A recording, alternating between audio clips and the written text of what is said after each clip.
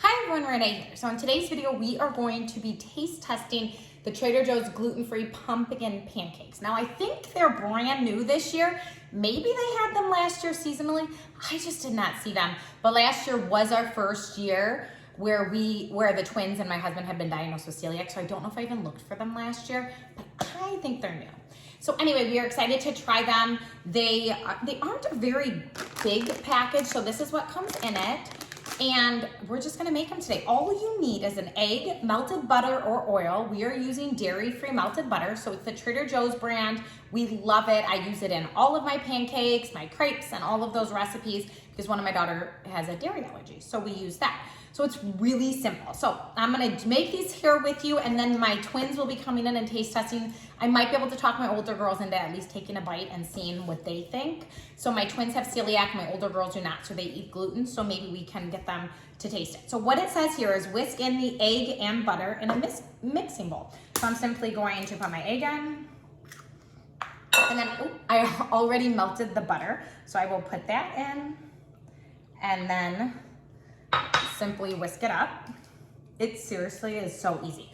You know, a lot of the mixes that we use are just add water in our house and school days. I do make homemade pancakes too and homemade crepes and all that stuff, but sometimes it's just quick and easy and we just do the just add water. So that, and then you need a half a cup.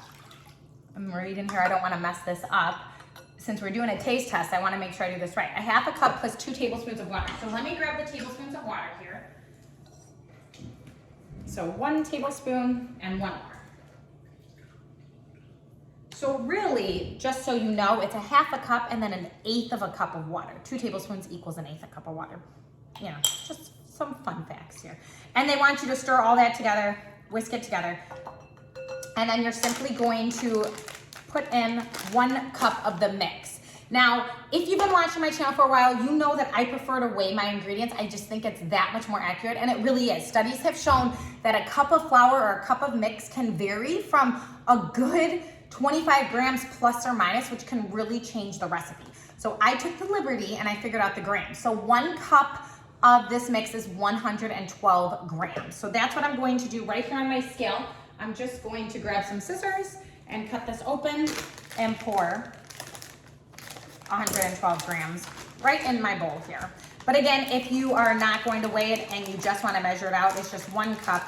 And all the recipe is, I am not doing anything different except on the side of the box. Now I will tell you, today I'm going to do it like this, but normally I would probably add vanilla extract.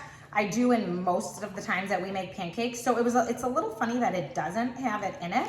So, so I went a tad over. I'm just gonna grab a spoon and we just take a little bit out. It's that easy. And then you're not even messing up a measuring cup. So I really like to do it this way. I don't know if I cut my hole open wide enough to pour it back in. It's not gonna work for me. There we go, just a little bit. And then we're gonna pour the excess right back in. Easy as that, no measuring cups needed. No mess at all. And now it just says, so we've done that, now it says gently stir in the pancake mix. Okay, and that is it. That's all the process of the steps it takes. Now I'm surprised that it doesn't say to let it sit for a moment. Typically, in our experience with gluten-free batters, you want it to sit because of the way that it absorbs the liquid, because it seems very liquidy. But we followed it right. A half a cup of water plus 2 tablespoons of water. And then 1 cup of the mix. It just seems rather liquidy. So we will let you know how this turns out. And maybe the water ratio needs to be adjusted. We have learned that on some recipes, but I wanted to make it just like it says. So this is what it looks like. But like I said, it seems a little liquidy. So I am going to let this sit for a few minutes while we heat up the pan. Then hopefully it'll thicken as it sits. And we're gonna get taste testing. McKayla just walked in and so did McKenzie. So we're gonna taste test here. Sophia's sitting there, she might take a bite. I don't know if she's in the mood for it, which is fine. I have these 2. And then I will take a little taste as well. So I'm gonna get the pan going, get this going, and stay with us. We're gonna be taste testing very soon. Okay, I have my lovely taste testers here. So one thing I want to tell you is it did thicken up a little bit as it sat. It's still a thinner batter, but not not crazy thin, but it definitely is still a thinner batter. These are what they look like. They look really good. I will tell you, it's better to cook them a little slower. And I've noticed this with other pumpkin pancakes for some reason, a little slower. Otherwise, they'll get too dark. So that side was a little browner, and then I slowed it down. But still, not burned by any means. No, this side's a little bit. Right. So I'm going to help them. Do you want me to cut it, or you're okay? But you want some syrup? So we're just using good old-fashioned maple syrup. And then, of course, they're going to put, do you want me to cut yours, sweetie? No? Okay. And then they're going to put some whipped cream on it. And then we're going to get their honest reviews. So they have not tried it, nothing like that. This is just going to be how they feel about it in the moment. We'll be able to tell right away. So yeah, I turned the stove more to medium low. And then on the second time, well, I had it on medium. Then I turned it a little lower for the second side as I noticed the outside was cooking too fast. But again, I don't think it's gonna taste like that or anything because I caught it in time. But if I let it go too long, it kind of would have. So yeah, let's see if they have a pumpkin taste. If you joined us for last week's taste test, you can take a bite. A lot of their pumpkin products weren't pumpkin-y enough. I know that's not a word, but they didn't have enough pumpkin. What's your thought? Not pumpkin. Oh, really? Not pumpkin. But good? Like some of the best, because they eat gluten-free pancakes all the time, you know, and they have some. I can barely even taste the pumpkin. Oh, really? Okay, I'm getting mine off. None pumpkin. I mean, there is a little bit of pumpkin, but. All right, I'm getting mine off. In the beginning. In the end, there's like no. Let me find a fork. Okay. I'm gonna try this. Not pumpkin yet.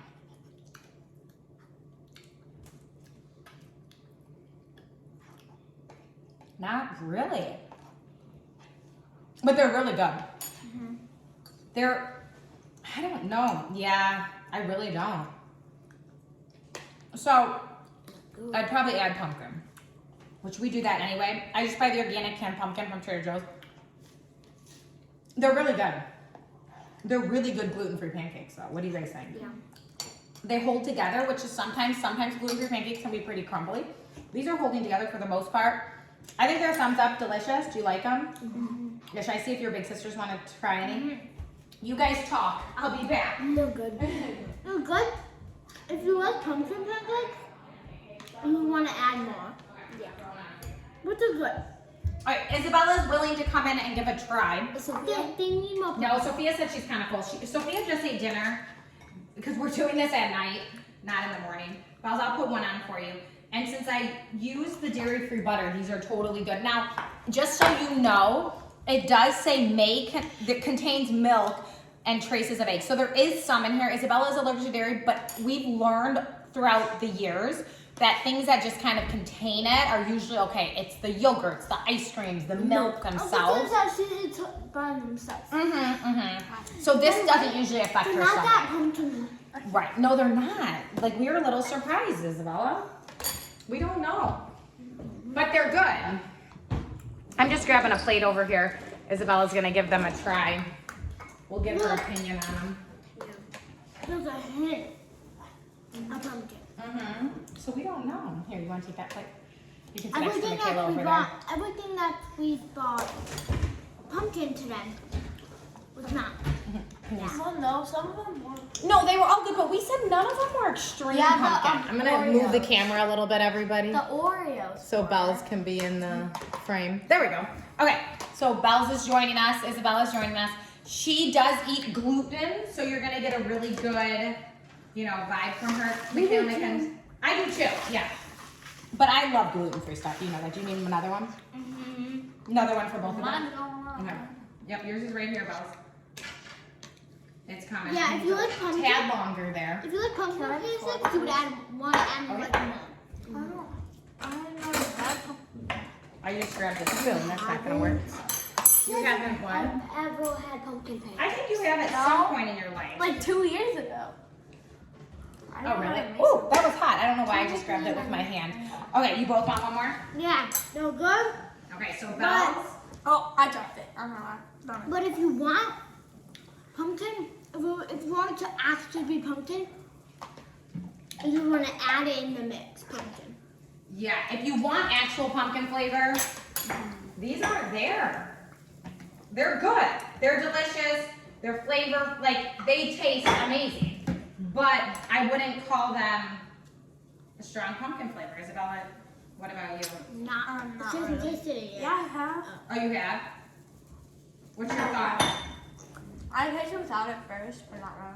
Not much pumpkin, right? But still good. Yeah. So they're still delicious, just not a lot of pumpkin. Okay, they're gonna keep eating here. Verdict is if you wanna buy them, great. They are good, gluten-free, but do not buy them and expect them to taste pumpkin. If I were you, what I would add, With pumpkin. okay, so this uses about a cup of the mix, or does use a cup of the mix. So I would maybe add a fourth a cup of pumpkin to start, and you can up that as you go. So just be careful. The other thing, actually, you could replace the butter with the pumpkin. So pumpkin can replace butter oil in recipes. So you could totally do that, and then you would also eliminate the butter or oil. And so yes, I'd play around with that, but you could definitely add pumpkin to it. And we are gonna try. So maybe we'll catch up again and get more videos. All right, thanks for joining us. Next week, or coming up, let me see. We're enjoying all these pumpkin taste tests. So if you haven't watched our last taste test, go back, watch it. We taste tested a ton of pumpkin products. And then next week, this is coming for you. So stay tuned for that. Thanks for joining us. Let us know in the comments below what else you want us to taste test, gluten-free or gluten. Have a great rest of your day. Goodbye, everyone.